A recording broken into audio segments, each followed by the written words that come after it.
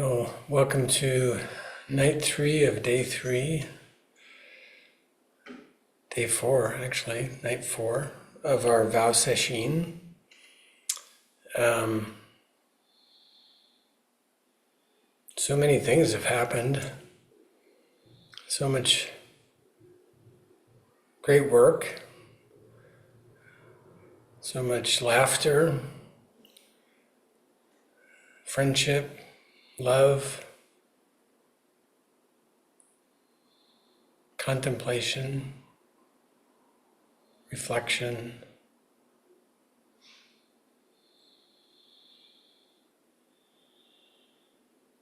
For me, it's inspirational when I'm with people that are opening themselves, opening up their life, clarifying what is theirs to do in the precious time that we have.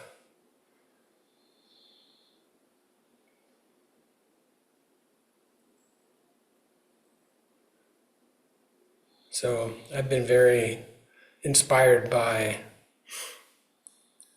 being in everyone's presence during this work.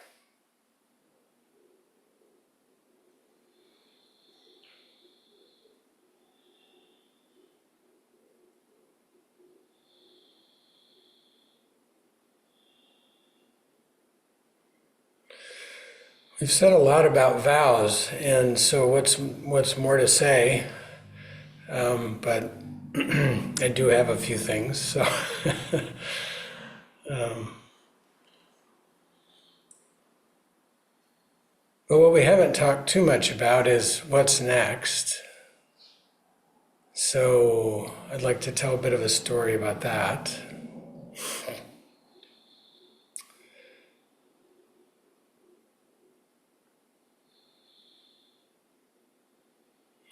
I think these stories really build on some of the distinctions that Myoyu shared yesterday. In particular, confidence and innocence really were present with me today. I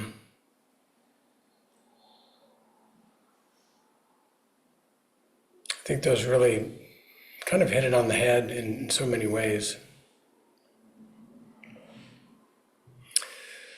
So the first story is actually quite recent. It's about how to hold a vow. And so I think some of you know I had this incredible opportunity to spend 10 days with my adult daughter recently. And, that was, well, as one person said that we talked to, said, we've hit the jackpot. And that's what it felt like.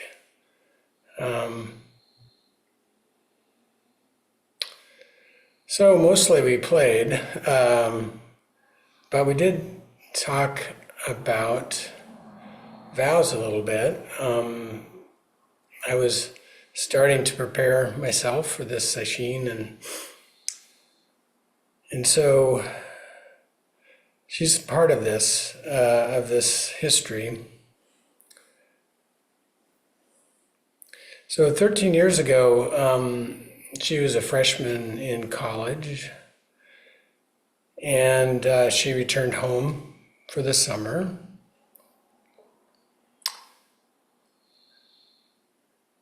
And she was one of the, when we did the college tour, would she do the college tour, she was that person that would be very proudly undecided. Everybody was going to be a engineering, dance, physics, art major or something like this, and she was undecided. So she was interested in digging a little bit deeper into kind of what direction she wanted to go. So that was very exciting. So we went off for 2.5 days and went through a similar process, really. I mean, neither of us had practiced Buddhism, so we didn't have so many of the distinctions that we have at our fingertips here. But the questions we had in some form or another. We talked about it as life's purpose, but I think was being held in a similar way. So we started on this, similar questions going back into her life at that point. You could say not that long, but actually there's a lot of living between 0 and 20. A lot of living. Maybe more observing than there is from 20 to 50. More awareness in some ways. So not long, really, into the conversation, I wrote a poem, identified this life's purpose. And it was intricate, involved, not straightforward. I didn't really understand it completely. I sort of got what she was pointing at. At first I was a little concerned, well, did she kind of make it up? I mean, is this something that, I'd done this through this idealistic lens so many times, I guess I was a bit skeptical. But I was absolutely wrong. It was clear as it could possibly be for her what it meant and how long this has been percolating. Like some of our work today. And it needed the right opportunity to be articulated.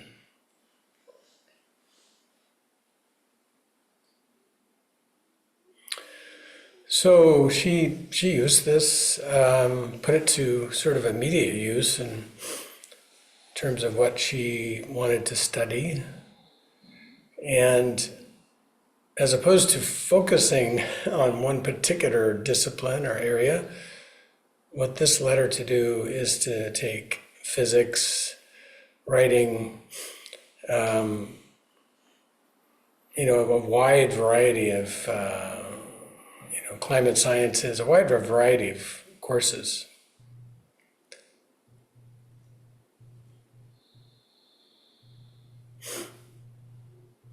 We haven't talked about it very much. It's not really appropriate for me to inquire, well, how's that life's purpose going anyway?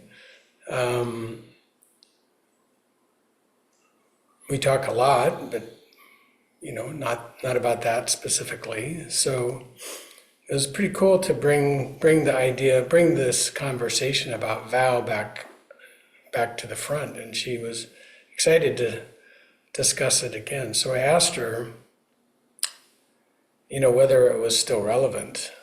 It was clearly quite useful at the time. And she said, no, it's very relevant. In fact, it's part of what I use when I make my decisions. And so I didn't know that. But she said, there's been some problems with it. The way I wrote it, or the way she wrote it, meant something somewhat specific about a field, a pursuit, a career, maybe not a career, but sort of what it is, what it would look like. And once circumstances made that particular path unavailable, then, the vow, the life's purpose really started to wither, and it almost became a burden. Like, this is what I was setting off to do, and I cannot. So she used the term or use the analogy that it was like a plant in a pot that was too small. It had become root bound. Her vow could not evolve, it could not grow. And when she realized that, it came back to life.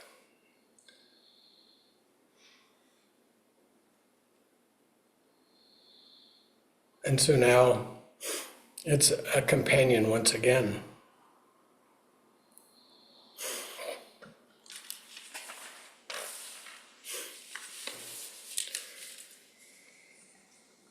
Like many things, she's learned lessons that I've probably yet to learn, but I've certainly learned the hard way what not to do with a vow.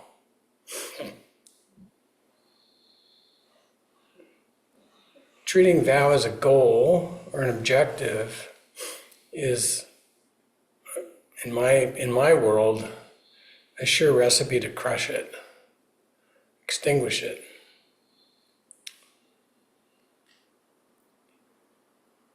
Vows need to be alive. They're living. They're an energy, something. I don't know how to describe it. But there's an energetic function that they're trying to perform. And the function, from my perspective, is a teacher, a guide. The vow is there to partner, to accompany, and guide us. So once it's defined and put into some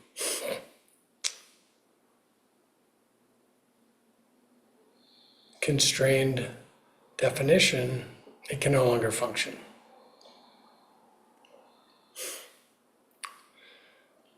So when it comes to vow, I say, open your hands and hold them gently and softly and caress, and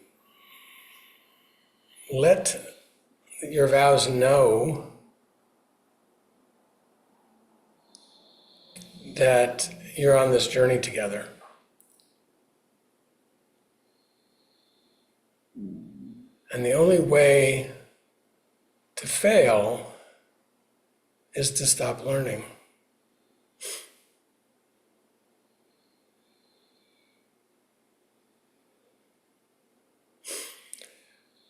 In this function of vow, they don't all go on forever. That's not implied or expected. In this retreat, I have retired my fire starter vow, and I think having a bit of a ceremony to honor it, and then it goes in gifts. It's not going away. It's a gift.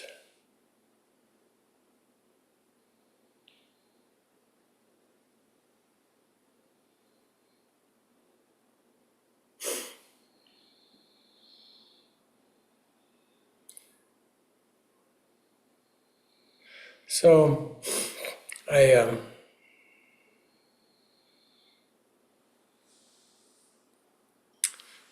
I suggest building a relationship with your vows,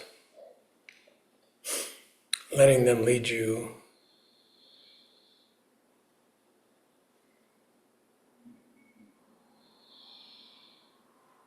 Is a very powerful way to do this work.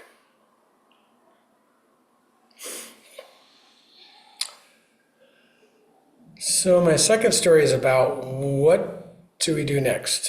And I'm going to give you the worst example that worked that I can think of, because that's highlighting perfection is not perfection is our enemy on this one. Perfection is our enemy. It really is.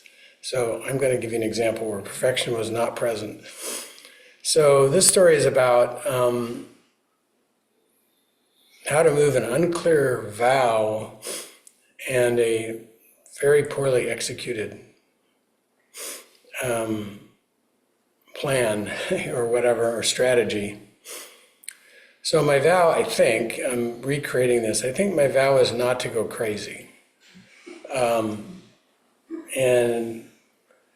in the end of 2020, I was absolutely losing my mind in COVID. I was, I could not sleep. I could not concentrate. It was just a very scattered. It felt like, I described it as Zoom hell. I went from one hell domain to another, at work, and it was an oppressive political environment. It was, everything was too much. So, without even declaring my vows to not go crazy, what I did decide is I've got to do something. I've just got to do something. I really didn't have any good ideas. My son had hiked on the Pacific Crest Trail 800 miles before he went to graduate school, and so that seemed like, okay, that was a good thing to do, transition. It was a good transition thing. And I like to hike, so why not try that? I'd never hiked more than a couple hundred miles maybe, but I liked it. So anyway, I decided, let's do that. And no real plan, no real strategy. But the problem was you couldn't get a permit. And the national forests were closed, the PCT was closed, everything was closed. So it was a strategy that had no possibility, or was a strategy that had no way to move forward. And then one morning I get an email from the Pacific Crest Trail Association that they've changed their mind and they're going to give out 2,500 permits. And it was going to be like 2 days later. And you kind of go into this portal and this stuff. So, I don't know. Now that it actually was a possibility, I was probably less interested, but I got to try the portal. So I got into the portal, get there 30 minutes early, and it opens up. And my number is, I think I got this right, it was 10,347. So there's 2,500 permits, and I'm 10,347 in line. So not hard to do the math. This ain't happening. So I got actually a little bit excited when I was logging in and everything, but as soon as I saw that, I went upstairs and said, it was such a stupid idea. What was I thinking about? I am going crazy because I'm thinking about stuff like this. And anyway, kicked around the house and had lunch or whatever. And I went down there about an hour later, and then my number was flashing on the screen. It was 15. I found out later how this happened, but anyway, and I didn't even think about how to sign in. You only get 10 minutes when your number comes up. So anyway, I was on a work call, so I hang that up, and get in there and grab one of the few dates left, March 29th. And the screen pops up and says, we'll see you on the trail on March 29th, 2 months from then. So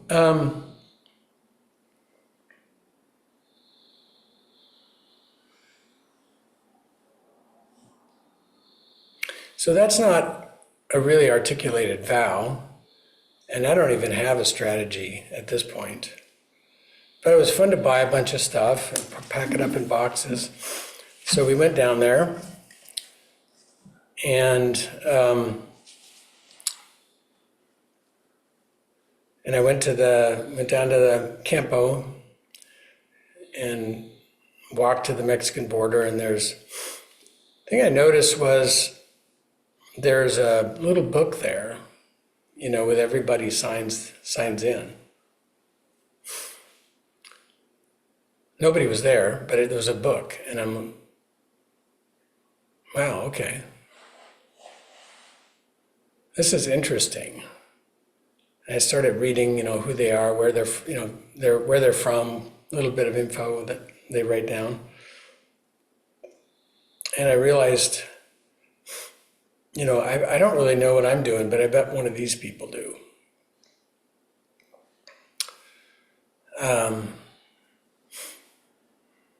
So, first day, was supposed to be like a 13-mile day or something. And I can't figure out where to find water. I had like way too much weight. Going from Corvallis in March to the High Chaparral was about 85 or 90 degrees. So bottom line, I sort of stumbled through the first 2 days, which was 21 miles, because I couldn't get water. And I was able to text my wife, who was supporting me, and to meet me 2 days up. And so I kind of come stumbling into the little Lake Marina, little town there, looking like a zombie. And and then I said, well, you know what? I got 6 months leave from work. Why don't we just go take this van and get the heck out of here? Why what's the trail have to do with it anyway? She said, well, I don't think I ever told her I was going to go crazy, but I think she knew damn well. And she goes, I don't really think that's what you need. I think you should hike one day at a time. So that became the strategy. That really became the strategy. Just hike one day, and then hike another day, hike another day. And I think that's the strategy for just about every vow. It's just that much. So what happens on that one day? Well, on the first day, I figured out I was carrying twice as much stuff as I needed, and that I better figure out how to find water sources. Okay. Every day, there was something different. Every single day, there was something different. So, innocence, a lot of it. Confidence, too much of it. They were there. And a lot of support. A lot of support. None of these journeys are taken by yourself. None of them are alone. And certainly that one wasn't. I think on the third day I had this really interesting encounter. So I was really, really sore, kind of battling back a little bit. And I was walking up the trail, and there was people that live along the trail. They kind of know all about, they see this sort of flock of hikers every year, and they just whoosh, come through. Anyway, there's this little boy with his mom. I'm going to say third grade, just like that age where they really have an attitude. And he had a buzz cut, and he was just kind of looking at me. Hey, mister. And I was surprised. I said, yes. Where are you going?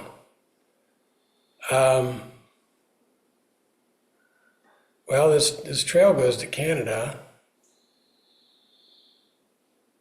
I know.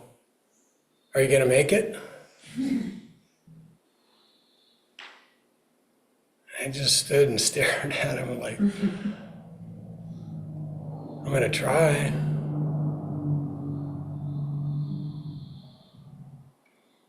That was about it. Sort of a glance you'd get from your dad like, nice try. But, well, he knows, 25% people do make it, so he's going to be right 3 out of 4 times anyway.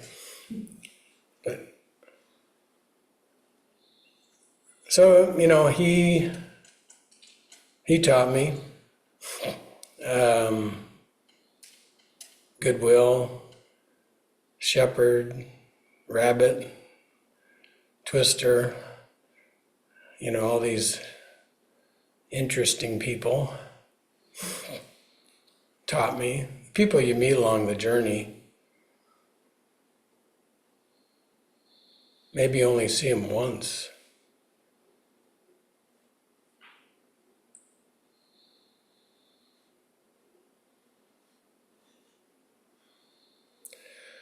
So the thing in my world, the thing about moving a vow forward is been a hard one, and that is a vow will take care of the planning for you. You just have to really be humble and, for me, just focus on learning.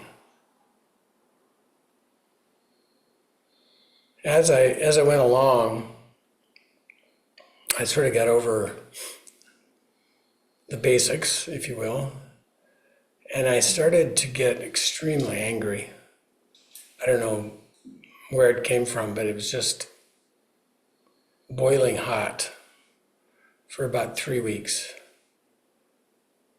And when you're already not getting enough food, you're like wasting that many calories on being angry is not a good approach. So I called Mushin several times, for Sanzen. And as she does, each one was a koan for me to work. So I was getting support from the Sangha.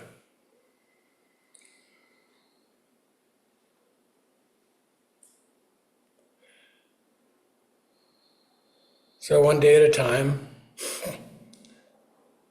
and after 118 of those, I was at the border. I think I would have crushed that trip if I would have said I wanted to finish it. I really do. Because I didn't really care. If I would have said, I'm going to hike it, if I'm going to finish it, it's like, I don't care. It just doesn't matter to me. I'm just trying to get sane. So, this is a Dharma talk to myself, actually, is keep it simple.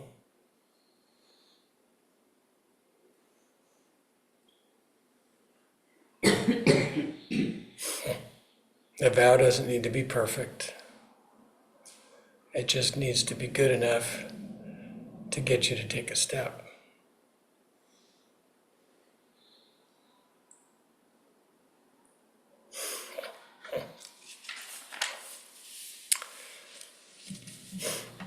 I've got two poems or things I'd like to read since this is the closing Dharma talk. The first one is a poem by a poet named David White. Start close in. Start close in. Don't take the second step or the third. Start with the first. Start with the first thing, close in. The step you don't want to take. Start with the ground you know, the pale ground beneath your feet. Your own way of starting the conversation.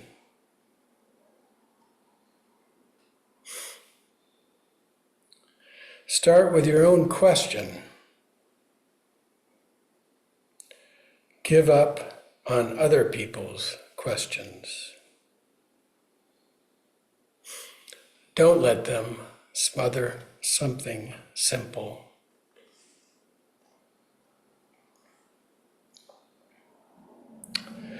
To find another's voice, follow your own voice.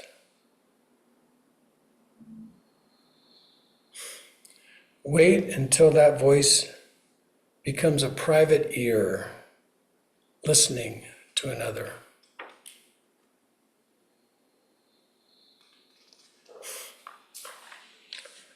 Start right now. Take a small step. You can call your own. Take a small step. You can call your own. Don't follow someone else's heroics. Be humble. Be focused. Start close in. Don't mistake that other for your own.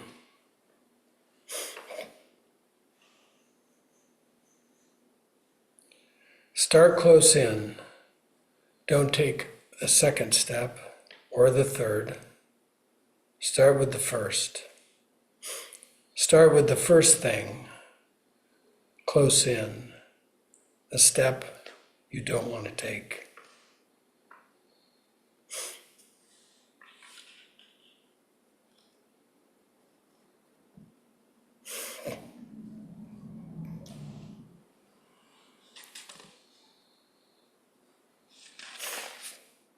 In my letter in the vow, I did write a little preface it,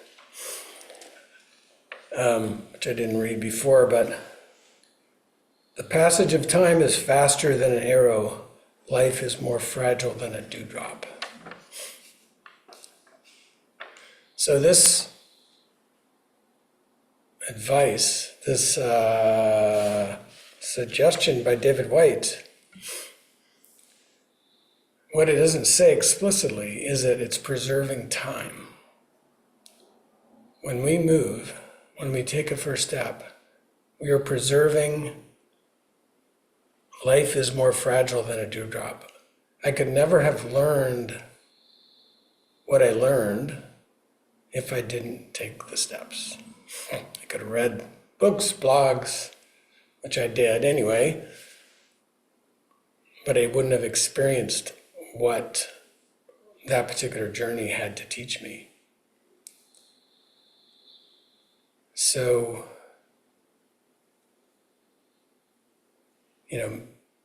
action with no vow is a wasted effort. But where there's a vow or where there's an energetic calling, one must take a step. One must take a step, because that is where the learning is going to occur, nowhere else. And even in that very sloppy example of what not to do, I could depend on that.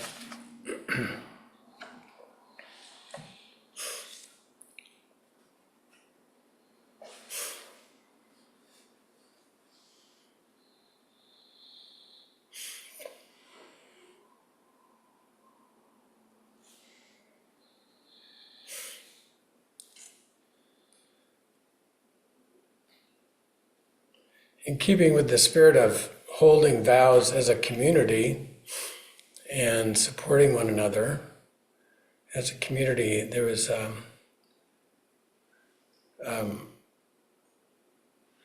reading that I received some years ago by the elders of the Hopi Nation. So I'd like to read this in closing. Keep your eyes open and your heads above water.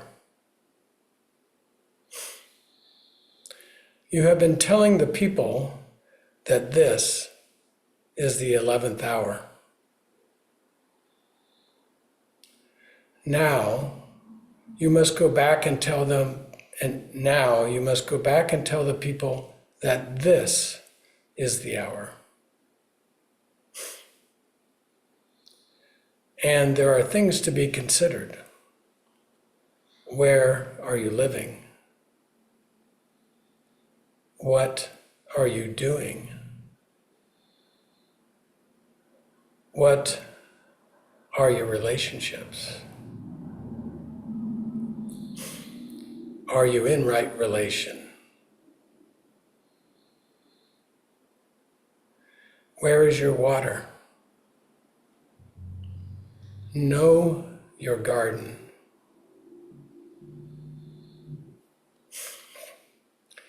It is time to speak your truth. Create your community. Be good to each other.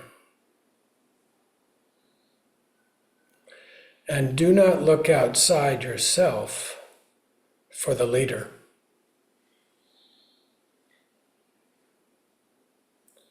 This could be a good time.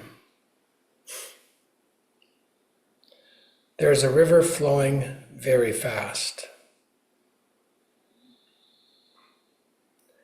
It is so great and swift that there are those who will be afraid. They will try to hold on to the shore.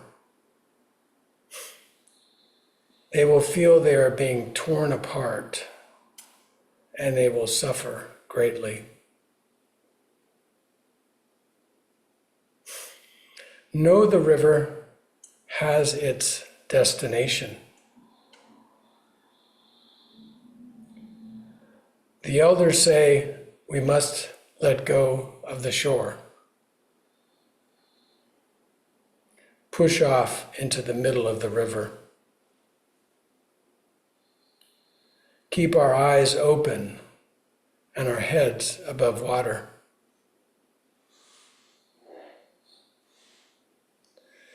See who is in there with you and celebrate. At this time in history, we are to take nothing personally, least of all ourselves.